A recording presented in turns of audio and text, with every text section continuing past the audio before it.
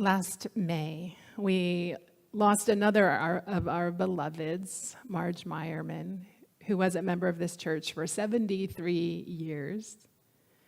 Being from Delaware, I knew of Marge and her late husband, Hank, before I knew of Unitarian Universalism. And she has been one of my big supporters this past year of ministry, which has been my first year of ministry here in this church. And this past spring, during one of the last visits I had with Marge, she told me she was aware that too many members of the church had died in this, my first year of ministry with you. And she told me that she felt bad that her body was getting weak, and inevitably she would be adding to that number of deaths, and so somehow increasing my burden in my first year of our ministry together. Which, of course, is the last thing that Marge wanted. Marge Meyerman, ever the caregiver. Indeed, it does seem unfair, not because of any burden on me, though, but because it's a lot of loss for one group of people in a year. Last year, for All Souls Day, we wrote down the names of beloveds who had died, and we gave you little white flowers, or little white butterflies, and you could write the name of a family member, a friend, or someone in the church who had died and who was on your mind and heart that day. And then we all posted them, and at the end, we had this beautiful flock of butterflies, names of all these countless losses among us.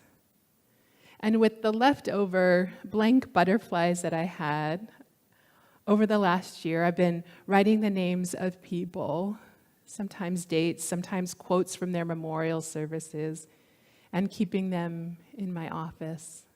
At first, I was just kind of propping them around my computer, but they started to take up too much room. And so now they mostly sit in a vase on my windowsill, but I've brought them out here today.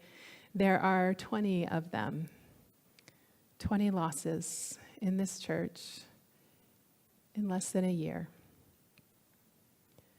The poet writes, "'Tis a fearful thing to love what death can touch." In our story for all ages today, this book, Bird Song by Julie Flett, a Cree Métis author and illustrator. I came across this book in a bookstore, I think in Philadelphia, sometime in the last year, back when we lingered in bookstores before COVID. And I skimmed through the book and I got to the end and I thought, well, what kind of children's book is this that the friend dies in the end? But something moved me about this book, and so I bought it and I read it through a few more times. This young girl who moves in with her mother and her dog into a new place far from the home she loves. She writes, "It's a mucky spring morning as we pack up the last of our belongings and leave our little home in the city by the sea. I'm going to miss my friends and cousins and aunties and uncles. I'm going to miss my bedroom window and the tree outside. Goodbye, tree friend," I whisper.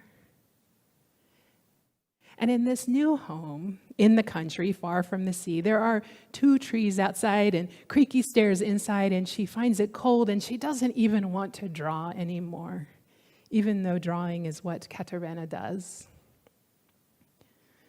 And one day, she walks across the field that separates her from the house next to hers. The house with the snowdrop flowers blooming all over. And there she meets Agnes.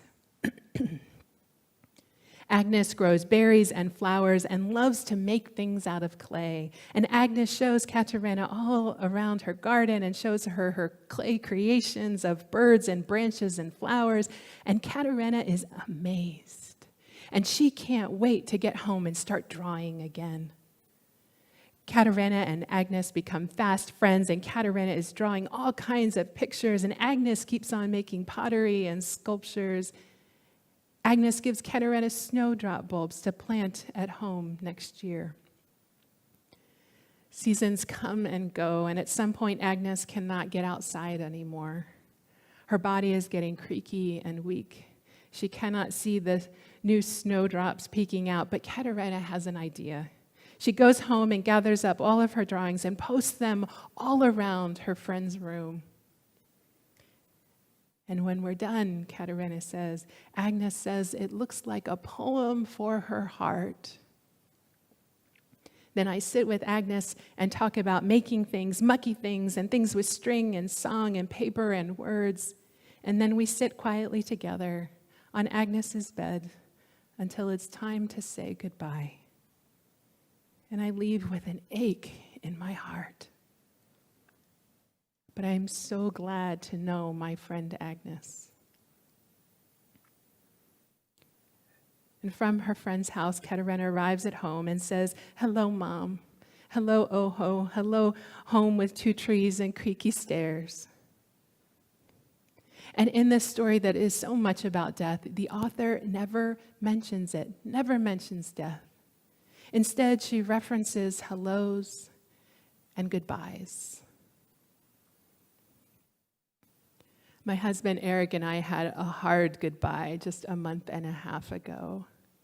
Our sweet dog, Clyde, died quite suddenly one morning. I'd adopted Clyde the day after my ordination 10 years ago next month. And I cried so hard at the loss of this dog, who was my constant companion for 10 years. Clyde loved on me while I was still figuring out how to be a minister. Clyde loved on me while I was going through a divorce. He reluctantly welcomed a hissing feral cat into our family, and then later welcomed a second hissing feral cat. He welcomed Eric into our lives. Clyde taught us to pet his belly every time he rolled over, which was a lot. Clyde would offer exuberant welcome homes to us every time, even if we were grumpy or preoccupied or sad. In bereavement care, we talk about the different firsts that one encounters in grief. The first Christmas without a beloved, the first birthday without them. And there are all those little firsts, too, that sometimes don't feel very little. The first time Eric and I went to bed without Clyde following up the stairs. The first time we went for a walk in the neighborhood without Clyde. The first time Clyde wasn't there to bark at the mail carrier. The first time we sat down to dinner and Clyde didn't sit by our feet. The first time we locked up the house at night and didn't stop to let Clyde out to pee. The first time I didn't bother to close the back gate because I knew we didn't need to anymore. And with people, there are so many more firsts and so many more losses. We tell one another, I'm sorry for your loss, but maybe it would be more appropriate to say, I'm sorry for your losses. Because one loss has so many other losses built in. You lose a beloved family member or friend, and truth is, your whole reality just kind of shifts. If you lose a spouse, maybe you lose not just that person, but who and what they were to you. You might simultaneously be losing a co-parent. You might be losing the person who paid the bills or took the trash out or cooked dinner. You might be losing the person who kept you warm on winter nights. You might be losing the person who picked you back up when you couldn't do that for yourself. And that's why grief takes so long to heal. Because depending on the relationship, you are constantly taking inventory of your losses and constantly learning new ways of moving through the world without this person in it. In the days after Clyde's death, one of my impulses was to sift through my hard drive and find all the pictures that I could of him. And if you friend me on Facebook or follow me on Instagram, you know that that is a lot of pictures of this dog. I sent a lot of those pictures off to get printed, and within hours, I had a pile of them all printed, and I went through each and every one of them, calling up the details of each captured moment, remembering the excitement that he had in a particular moment, or the playfulness, or really in many cases, the utter impatience at me for staging him for yet another photograph. And I sobbed through the whole thing. And I think that my impulse for all of that reminiscing, no matter how painful it was to remember that no matter how painful this goodbye, that given the choice, I'd still choose the hello. That's what we do, right? We'd still adopt that dog or cat. We'd still marry that beloved or give birth to or adopt that child. We'd still walk across the field and meet that new neighbor, no matter how painful the goodbye. Because our lives have been so changed by the experience of them. We have been made whole. They moved us closer to who and what we wish to be. And that's what happens when we love what death can touch.